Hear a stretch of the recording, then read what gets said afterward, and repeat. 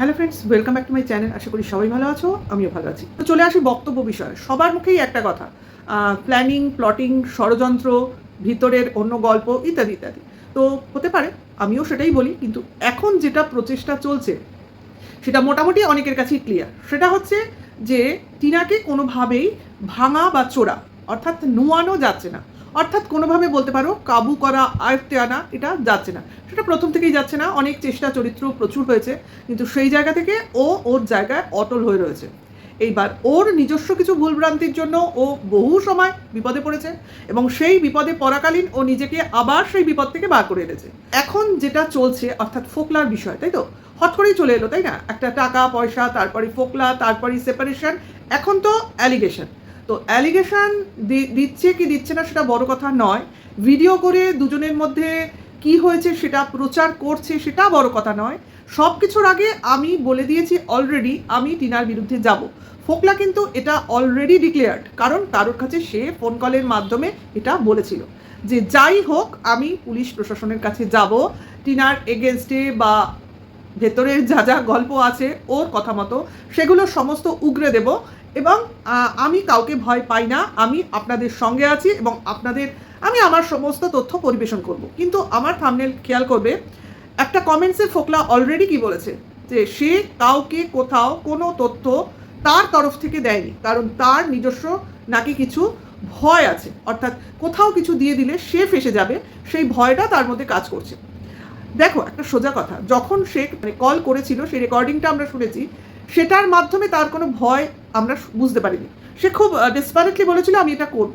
তাহলে তখন যদি ভয় না থাকে তাহলে এখন ভয় পাচ্ছে কেন? অ্যাকচুয়ালি আমি তোমাদের বলি, এর কাছে কিছুই নেই। যেটা সে করবে বলে ভেবেছিল, সে ভেবেছিল কারণ আমি মিথ্যা উল্টো পাল্টা বলে যদি তাকে ভয় দেখিয়ে আবার তাকে আমার গ্রিপে আনতে পারি, তার থেকে ভালো আর কি হতে পারে? আর এখন পুলিশ প্রশাসনের কাছে গিয়ে তুমি যদি মিথ্যা এলিগেশনও দাও, তো তোমাকেও পুলিশ প্রশাসন ছাড়বে না। যে তুমি মিথ্যে বলেছো, তুমি পরে স্বীকার করে নিলে, ও ঠিক আছে আমার ভুল হয়েছে, আমি সরি চাইছি, এই বললে আর হবে না।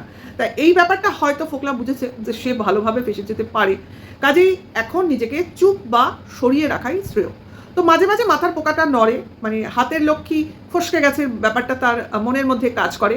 তার জন্য সে বারে বারে এসে তাকে মোল্ড করার চেষ্টা করে, ভয় দেখিয়ে হোক, অনুরোধ করে হোক, বা ভালোবাসা জাহির করে হোক, বা আমি এক সময় তোমার পাশে ছিলাম এটা মনে করিয়ে হোক, ঠিক আছে? কিন্তু যখন কোনো কিছুই কোনো কাজে লাগছে না, তখন সে কি করছে? আচ্ছা, তার আগে বলে নি, এই যে ফোকলা করছে নিজস্ব চ্যানেল গ্রো বা এই যে কথাবার্তাগুলো বলছে, তোমাদের কি মনে হয় ফোকলার সাহসে কুলিয়েছিল? অ্যাকচুয়ালি নয়। যদি ও সাহসে কুলাতো তাহলে ডে 1 থেকে ও নিজের ফেস কাটিং দেখাতো, এরকম ক্যামেরার পেছনে ঘর অন্ধকার করে ভয়েস ওভার দিত না, ঠিক আছে? সে কারোর দ্বারা প্ররোচিত হচ্ছে, বা কেউ বা কারা তাকে বলছে যে তুমি এভাবে করো, ওইভাবে করো, এইভাবে চেষ্টা করো, দর্শকদের বলে দর্শকদের খেপিয়ে তোলো, তাকে একঘরে করে তোলো। অ্যাকচুয়ালি টিনাকে এখানে একঘরে করে তোলার সেই পুরনো রাজনীতি প্রয়োগ করা হচ্ছে।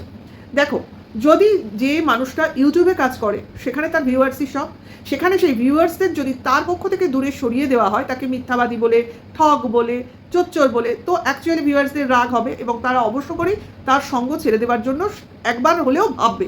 ছাড়বে কি ছাড়বে না সেটা পরের কথা, কারণ তারা সত্যি করে ভিউয়ার্সদের আমি কোনো দোষ দিতে পারি না, কারণ তারা দীর্ঘদিন ধরে এই ঘটনার সঙ্গে জড়িত। তো কাজেই যখনই যে ঘটনা তাদের সামনে চলে আসে তখনই তারা সেই ঘটনাটাকে সত্যি বলে ভাবতে বাধ্য হয়, কারণ অনেকগুলো মুখ, অনেকগুলো মাথা তাদের ব্রেন ওয়াশ করে বা তাদের সামনে এসে বক্তব্য রাখে, যেখান থেকে তাদের দৃষ্টিভঙ্গি তারা যখন অ্যাডাপ্ট করে নেয় তখন সেই সিচুয়েশনটাকে তাদের অরিজিনাল বলে মনে হয়। এটা হবেই। আর এখানে যেখানে টিনা কিছু বলছে না, অ্যাকচুয়ালি বলে কিছু হবে না, কন্ট্রোভার্সি বাড়বে বই কমবে না, কিন্তু কখনো কোনো সময় এসে নিজের জন্য কিছু অন্তত বলা উচিত। যেমন এইখানে আমি কিন্তু ওই এপি ব্লগসের পিয়াকে সমর্থন করি, ও কিন্তু কোনো কথা যেতে দেয় না, দেখবে সব কথা প্রতিবাদ করে। একটা কথা তুমি বলে পার পাবে না, ও কিন্তু সেই কথার সামনে রেখে তোমাকে জবাব দেবে, অথবা ভিডিওর মারফতে তোমাকে বুঝিয়ে দেবে, অথবা লাইভে চলে আসবেই।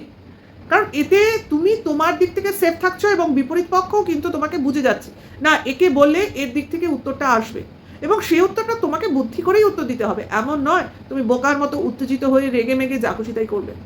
সবটাই কিন্তু চিন্তা করে মাথা কাটিয়ে চলতে হবে, কারণ এটা হলো ইউটিউব, একটা সোশ্যাল মিডিয়া। এখানে আমি একটা কিছু বলে দিলাম, তারপরে এসে পরবর্তী ক্ষেত্রে সরি বললাম, সেটা চলে না, কারণ মানুষ মনে রাখে, কথাই মনে থাকে মানুষের, ইনসিডেন্ট মনে থাকে না। ও কি বলেছিল, ও কি করেছিল, ও ওই ঘটনার পরিপ্রেক্ষিতে কি জবাব দিয়েছিল, সব কিছু মনে রাখে। ঠিক আছে, তো এই জায়গা থেকে বলছি, যখন কোনো ঘটনায় কোনো কাজে আসছে না, মানে টিনাকে কোনোভাবেই নোয়ানো ভাঙানো যাচ্ছে না, তখন একটা মানে কি বলবো কৌশল অবলম্বন করা হচ্ছে। দেখো, কাউকে ভেঙে বা নুইয়ে ফেলতে গেলে আমাদের তাকে একা করে দিতে হবে, অর্থাৎ তার পাশে তাকে সাপোর্ট দেওয়ার লোকজনদের সরিয়ে দিতে হবে। তো এই ক্ষেত্রে টিনার পার্শ্ববর্তী যেসব ভিউয়ার্স, তাদের মোটামুটি সরাবার চেষ্টা তো চলছে, একটা কন্ট্রোভার্সি ওয়ার্ল্ডে চলছে। টিনার হয়ে যারা করে বা বিপক্ষে যারা করে তাদের মধ্যে একটা কন্ট্রোভার্সি চলছে, ভিউয়ার্সদের বোঝানোর চেষ্টা চলছে। কেউ ভিউয়ার্সদের টিনার হয়ে বোঝাচ্ছে, কেউ ভিউয়ার্সদের টিনার বিপক্ষে গিয়ে বা টিনার ভুলগুলোকে বোঝাচ্ছে, হতে পারে বিপক্ষে বলবো না, টিনার ভুলগুলোকে বেশি করে সামনে এনে প্রজেক্ট করে বোঝাচ্ছে। আর আমরা কি করছি, আমরা চাইছি যে টিনার ভুলগুলো টিনা কেন করেছে তার সপক্ষে যুক্তি এনে বলছি। কেউ বিপক্ষে বলছে, কেউ সপক্ষে বলছে। টিনাকে কেউ যে একদম হেট করছে সেটা বলছি না, ভুলগুলোকে কেউ বেশি প্রজেক্ট করছে, আর আমরা হয়তো সেই ভুলগুলোকে ঢাকার চেষ্টা করছি। কারণ ভুলই তো একেবারে পাপ করে ফেলেনি, তো আমি সেটা বলতে চাইছি। পাপ কাজ বা অন্যায় কাজ হলে তাকে সমর্থন করা যায় না, আর যে ভুলটা মানুষ রেকটিফাই করতে চায়, তো সেই ভুলটাকে তাকে রেকটিফাই করতে দিতে হয়, সুযোগ দিতে হয়, তাকে বারবার সেই ভুলের রাস্তায় ঠেলে দিতে নেই। আজকে যদি আমরা তাকে সমর্থন না করি, তার পাশে না থাকি, তাহলে কিন্তু তার আর উপায় থাকবে না, সে কিন্তু সেই ভুলের মধ্যেই ডুবে যাবে। এই জন্য তার পাশে থাকার চেষ্টা করা, থাকতে পারছি কিনা বড় কথা না। তো এখানে চেষ্টা করা হচ্ছে টিনার পাশ থেকে তার বাবা মাকে সরিয়ে দিতে, বা তার বলতে পারো বাপের বাড়ির ফ্যামিলিকে সরিয়ে দিতে। কারণ তার বাপের বাড়ির এগেনস্টে এখন অনেক রকম পুরনো অ্যালিগেশনগুলোকে টেনে টেনে এনে বলার চেষ্টা হচ্ছে। কারণ এখন একমাত্র শেল্টার বলতে গেলে টিনার তার বাপের বাড়ি, অর্থাৎ বাবা মার বাড়ি, যেখানে তার দাদা বৌদিও আছে। তাহলে সেখানে যেখানে ও গিয়ে থাকবে এখন ফ্ল্যাট ছেড়ে, সেখানে যদি সেই ফ্যামিলি মেম্বারদের নিয়ে যা তা বলা হয়, ভিতরের কথা টেনে এনে বলা হয়, তাহলে তার বাড়ির লোক খেপে যাবে। তারা তখন টিনাকে প্রশ্ন করবে যে ভেতরের কথাগুলো বাইরের লোক জানলো কী করে। কারণ টিনার ভিডিওতে টিনা কখনো বলেনি, সে তোমার 4 লাখের গল্পই হোক, 18,000-এর গল্পই হোক, মাস গেলে 30,000-এর গল্পই হোক, টিনা কোনো সময় তার ভিডিওতে টু শব্দটি করেনি, বা টিনার ফ্যামিলি মেম্বারদের ভিডিও থেকেও আমরা এগুলো জানতে পারিনি। তাহলে কি করে এই ম্যাটার বা এই প্রসঙ্গগুলো বাইরে আসছে? কিছু ক্রিয়েটারের মুখ দিয়ে আসছে। কেন আসছে তারা জানছে কি করে? তাহলে ভেতরে কেউ এমন একজন আছে যে ভিতরের খবরগুলো বাইরে পাবলিক করছে, অর্থাৎ টিনাকে কাছের লোক ছাড়া করতে চাইছে। আশা করি বোঝাতে পারছি যে এটা কিন্তু একটা প্ল্যানিং চলছে, যে টিনাকে তার বাবা মা যাতে তার বাড়ি থেকে বার করে দেয়, টিনাকে যাতে কোনোভাবেই তার বাড়িতে রাখতে না চায় তারা। কারণ টিনা থাকলে তাদের সম্বন্ধে লোক যাতা বলছে, তাদের লোভ নিয়ে বলছে, তারা লোভী বলছে, তারা মেয়েকে ভালোবাসে না বলছে, সব রকম অ্যালিগেশন লাগাচ্ছে। দেখানোর চেষ্টা চলছে যে এরকম জঘন্য বাবা মা আর দুটো নেই, যারা কিনা মেয়ের রোজগারের প্রতি নজর দিয়ে বসে আছে। এবং একসময় যখন এমনও বলছে মেয়ের কাছে কিছুই থাকবে না, এমনকি ইউটিউবের ভিউজও পাবে না, অর্থাৎ চ্যানেলও সেভাবে চলবে না, তখন তারা নাকি মেয়েকে বাড়িতেও রাখবে না, তাকে তখন নাকি টিনার জায়গা হবে গাছতলা। এরকম কথা বিভিন্ন চ্যানেলে বলা হচ্ছে, বিভিন্ন। এখন এই মুহূর্তে এই কথাগুলো বলার কি মানে? দুদিন আগেও কিন্তু বলা হচ্ছিল টিনা কেন ফ্ল্যাটে থাকে, পয়সা খরচ করে থাকে কি করতে, একা একটা মেয়ে ফ্ল্যাটে থাকে কি করে, তার বাবা মা কি সে তাদের মেয়েকে বাড়িতে এনে রাখতে পারে না? বাড়িতে একটা ঘর তাকে বলে তার নামে করে দিল, সেখানে থাকলো, অথবা ছাদের ওপর সে তার ঘর বানিয়ে নিল, এরকম কথাও তাকে, এরকম প্রপোজালের কথাও বলা হয়েছে। ঠিক দেখো, যখন সেই সিচুয়েশনটা এলো, ঠিক উল্টো কথা বলতে লোক শুরু করে দিয়েছে। অর্থাৎ ফ্ল্যাট ছেড়ে বাড়িতে আসছে মানে মা বা বাবা চাইছে মেয়ে যাতে তাদের সংসারে এসে থাকে, যাতে তারা মেয়ের টাকা পয়সা আত্মসাৎ করতে পারে। তাহলে এইসব কথা বাবা মার কানে গেলে তাদের একবারও মনে হবে না এই কথাগুলো বলে তাদের কতটা হানি করা হচ্ছে বলতে গেলে? তো এখানে অনেকেই বলবে টিনার উচিত এদের এগেনস্টে গিয়ে তোমার মানহানির মামলা করা, যে আমার বাবা মা, তোমরা বলার কে, তোমরা এসব কথা জানলেই বা কী করে। এই কথাটা তো বলতেই পারে, এই কথাটা অনেকেই বলতে পারে, কিন্তু টিনা কত ঝামেলায় জুড়বে তোমরা বলো। কেস করে তো প্রচুর কেস রয়েছে, প্রতিনিয়ত কেসের পেছনে টাকা খরচ হচ্ছে, প্লাস একমাত্র যে ওর শান্তির নীড় বাড়ি, বাপের বাড়ি, সেই জায়গাটাকেও কেড়ে নেওয়ার জন্য সবসময় চেষ্টা করা হচ্ছে, যেটা কিনা প্রথম দিকেও হয়েছে, এখন আবার হচ্ছে। মানে সবসময় ওর পেছনে কাটি করার চেষ্টা অলওয়েজ চলছে। তো আমার তো মনে হয় প্রথম থেকে এই যে প্রচেষ্টাটা চলছে না, এর পেছনে আর কেউ নেই, একমাত্র ফোকলাই রয়েছে। এই যে কন্ট্রোভার্সি ক্রিয়েটারদের বিভিন্ন কথা, মানে ভেতরের খবর দেওয়া, যে খবর টিনার মুখ দিয়ে বেরোয়নি, তার কাছের লোকদের মুখ দিয়ে বেরোয়নি, সেই কথা যখন কন্ট্রোভার্সি ক্রিয়েটারদের মুখ দিয়ে বেরোচ্ছে, তাদের চ্যানেল দিয়ে জানা যাচ্ছে, তখন জানতেই হবে এই ফোকলাই এর পেছনে দায়ী, আর কেউ নয়।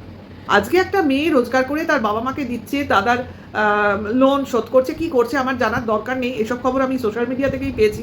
যাই হোক, সেটা তার দায়িত্বের মধ্যে পড়ে। একটা বাড়িতে যদি এই টিনা যদি মেয়ে না হয়ে ছেলে হতো, সেই ওই বাড়িতেই যদি টিনা আজকে মেয়ে না হয়ে ছেলে হতো, তাহলে কিন্তু ও যে কাজগুলো করছে বলে সবাই বলছে, এই দায়িত্বটা কিন্তু নর্মাল ছিল।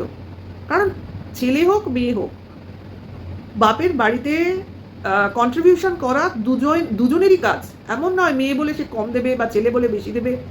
ইকুয়াল দেওয়ার মানে ক্ষমতা থাকলে ইকুয়াল দেবে, বা যদি ওর রোজগার বেশি থাকে ও বেশি দেবে। আমরা তো এটাই জানি, আমাদের তো জয়েন্ট ফ্যামিলিতে এটাই চলে যে চারজনই সমান রোজগার করে তা নয়, কেউ বেশি দেয় কেউ কম দেয়। মানে যখন আমরা জয়েন্টলি ছিলাম, এখন তো যে যার মতো আলাদা, তখন সেটাই ছিল, সবাই সমান দেওয়া যেত না।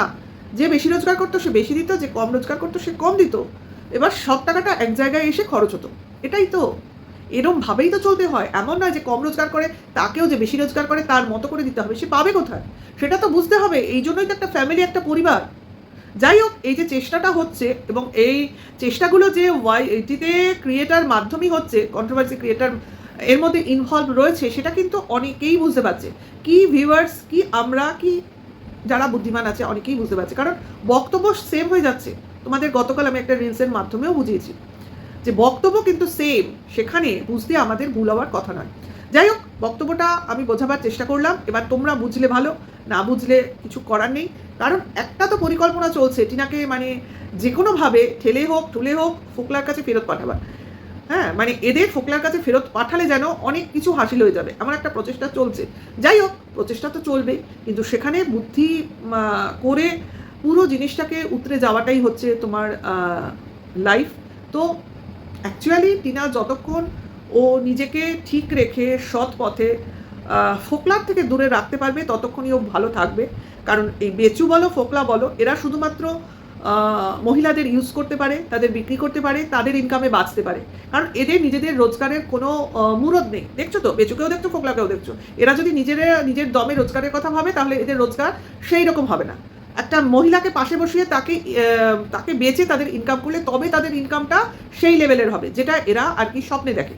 হ্যাঁ, তো সেইটা হচ্ছে না বলেই দুটো মানে বান্দাই একেবারে খেপে উঠেছে, কি বেচু কি ফোকলা। ফোকলা রিসেন্ট খেপেছে, আর বেচু তো অনেকদিন আগে থেকেই খেপে ডুবে রয়েছে। তার জন্য আজকে ফোকলাকে প্রলাপ বকতে হচ্ছে যে আমিও কিছু বলবো না, তুমি বলো তাহলে আমার তোমাকে চিনতে সুবিধা হবে। মানে তুমি যত বলবে, এরপর আমি আরও মূর্তিমান শয়তান হয়ে এসে তোমাকে আরও বিরক্ত করবো, এরকম বলতে চাইছে। মানে ও তো পরিবারে থাকে না, ওর পাশে কেউ নেই, কাজেই ওকে যা খুশি তাই করবে আর ও বসে বসে দেখবে। যাই হোক, এই যে ফ্ল্যাটটা ছেড়ে দিচ্ছে, এতে ফোকলার ভারী অসুবিধা হয়ে গেল।